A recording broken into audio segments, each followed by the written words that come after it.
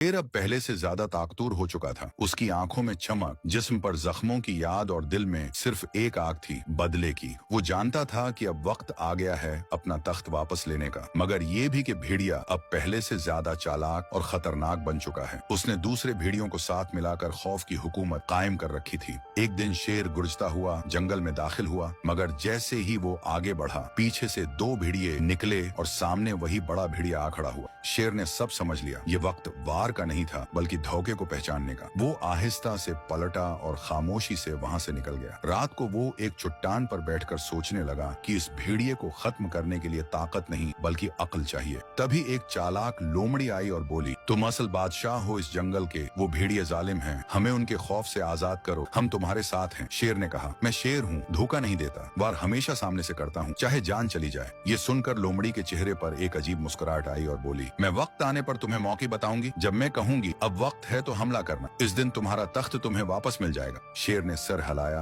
और लोमड़ी चली गई, मगर जाते हुए उसकी आंखों में एक राज की चमक थी। अगले दिन वही लोमड़ी भेड़िए के किले में गई, जहाँ भेड़िया हंसते हुए बोला, क्या खबर लाई हो चालाक लोमड़ी? लोमड़ी ने कहा, शेर वापस आ गया है और तुम्हारी मौत का वक्त करीब है, मगर फिक्र न करो, मैं उस बार तुम्हारे लिए खुद जाल बिछाऊंगी। भेड़िया हंसने लगा, मगर ये नहीं जानता था कि वो खुद एक बड़े जाल में फंसने वाला है। रात होने को थी, चांद आसमान पर चमक रहा था और जंगल एक खतरनाक खामोशी में डूबा हुआ था। शेर तैयार था, लोमड़ी अपनी चाल चल चुकी थी और किस्मत एक नए तूफान को जन्म देने वाली थी।